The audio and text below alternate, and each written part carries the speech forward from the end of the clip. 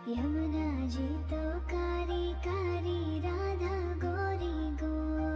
Friends, welcome to my channel. আমি Shampa lifestyle চ্যানেলের পক্ষ থেকে আজ আমি চলে এসেছি বরানগরে রাসের উৎসবে।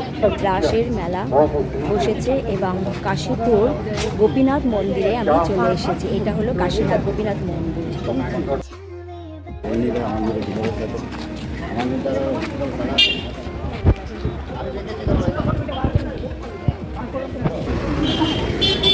ফ্রেন্ডস, আমরা বরানগরে রাসের মেলায়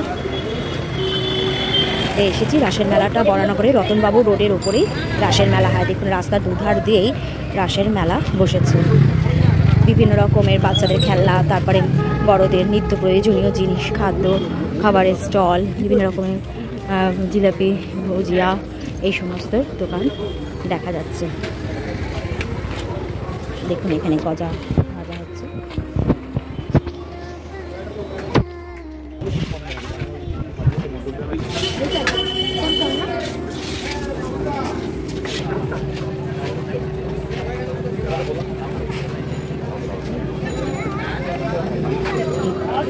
শ্রী গোপীনাথ জিউ ঠাকুর বাড়ির সামনের গেটের সম্মুখেই রয়েছে বিভিন্ন মহিলাদের সাজগোজের জিনিস, শাখা, টিপ, পলা, নেলপালিশ, এই সমস্ত দোকান। চলুন, আমরা এখন কাশীপুর গোপীনাথ স্পোর্টিং ক্লাবের ভিতরেই হচ্ছে রাসের উৎসব। এই হলো, খুব সুন্দর। দেখুন মন্দিরটা যে প্রতি বছরই নতুন করে রং করে আর ফুল দিয়ে, লাইট দিয়ে খুব সুন্দর ডেকোরেশন করেছে।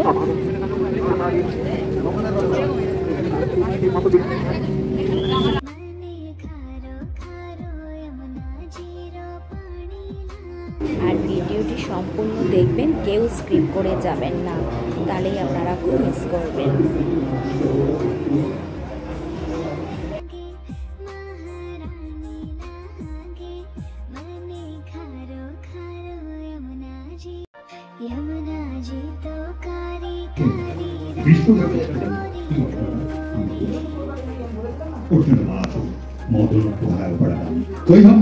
বাড়িতে ঢুকেই প্রবেশদ্বারের সম্মুখেই রয়েছে শ্রীকৃষ্ণের মূর্তি।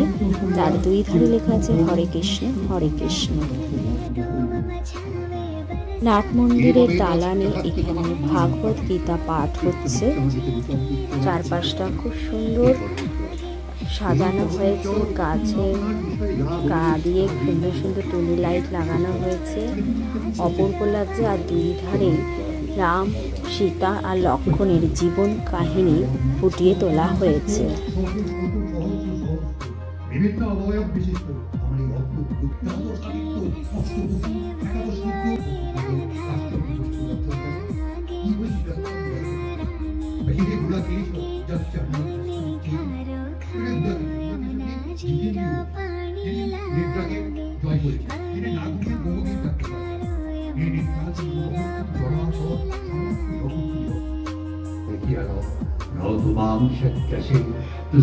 নাট মন্দিরের দুধার দিয়ে সুন্দরভাবে এখানে রাস সাজানো হয়েছে। দেখতেই পাচ্ছেন রাম, লক্ষ্মণ, হনুমানের স্ট্যাচু। এখানেও রাম, লক্ষ্মণ, হনুমানের স্ট্যাচু রয়েছে। সীতা দেবীর কষ্টের কথা এখানে সবিস্তারে উল্লেখ করা রয়েছে। হনুমান ভয়ঙ্কর মূর্তি ধারণ করে সমস্ত বাঁধন ছিঁড়ে ফেলে লাফিয়ে লাফিয়ে এদিক ওদিক করে লঙ্কার, সোনার লঙ্কা তার লেজের আগুন দিয়ে ছাড়খাড় করে ফেললেন। লঙ্কাপুরী অশোক বনে হনুমান পৌঁছে দেখে সীতা দেবী একটি গাছের নিচে মনের দুঃখে কাঁদছেন। পৌঁছে হনুমান দেখলেন সোনার রাজপ্রাসাদ, তার সিংহদ্বারে অসংখ্য রাক্ষস প্রহরী রয়েছে। রাবণ সীতা দেবীকে হরণ করে অশোক বনের লঙ্কার পুরীতে তাকে লুকিয়ে রেখেছে।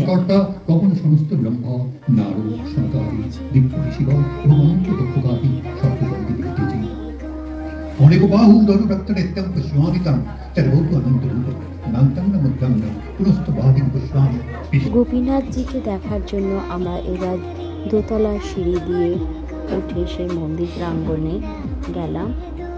ওপরেও খুব সুন্দরভাবে সাজানো হয়েছে। চারপাশটা খুবই সুন্দর, শান্ত স্নিগ্ধময়ী পরিবেশ।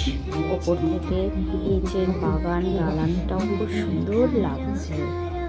এটি হলো সাদা যে দালানটা, সেটা হচ্ছে নাট মন্দির। সেই নাট মন্দিরে ভাগবত গীতা পাঠ করছেন একজন, সেটার বার্তা মানে চারদিক এত সুন্দর লাগছে। সেই গীতা পাঠটা শুনতে খুবই ভালো লাগছে। একটা পরিবেশের সাথে একটা এত সামঞ্জস্যতা বজায় রেখে এত মাধুর্য, এত মুগ্ধময় পরিবেশ লাগছে যে আর ওখান থেকে ফিরতে ইচ্ছে হচ্ছে। আজকে রাস পূর্ণিমার রাসের উৎসব বড়াতে রাস মেলাতে রাসের মন্দিরে কাশীপুরে যেতে এসে গেছি। আর সেই মন্দিরে আপনাদের কিছু ভিডিও আপনাদের কাছে তুলে ধরবো। তো ভিডিওটি আপনাদের কাছে কেমন লাগলো অবশ্যই কমেন্ট করে কমেন্ট বক্সে জানাবেন।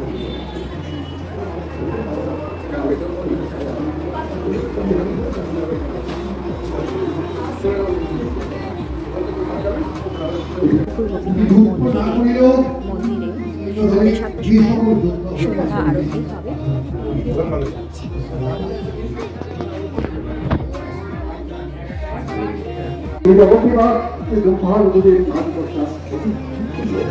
বন্ধুদের কাছে একটি বিশেষ অনুরোধ, যারা আমার চ্যানেলকে এখনও সাবস্ক্রাইব করেনি তারা সাবস্ক্রাইব করে সাবস্ক্রাইবের পাশে বেল আইকনটি প্রেস করে দিলে আপনারা আমার ভিডিওটি সরাসরি দেখতে পারবেন।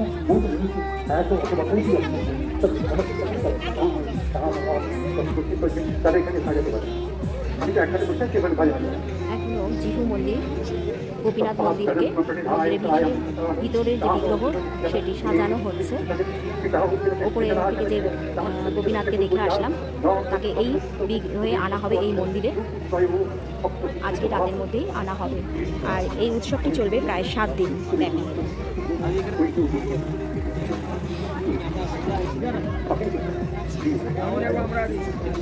রাসমঞ্চ সাজানো চলছে।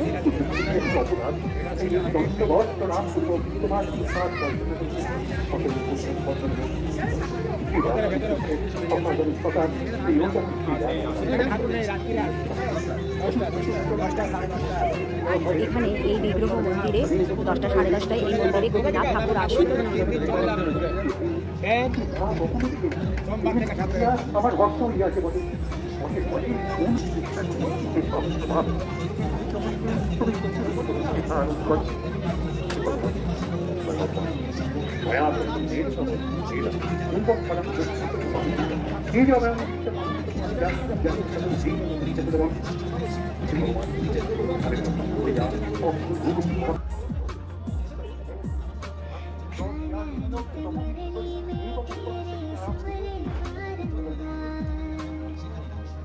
না যোগ্য বিচার অনুশীলন দ্বারা, না দানাদি ক্রিয়ার দ্বারা, না উত্তর ব্যবস্থা দ্বারা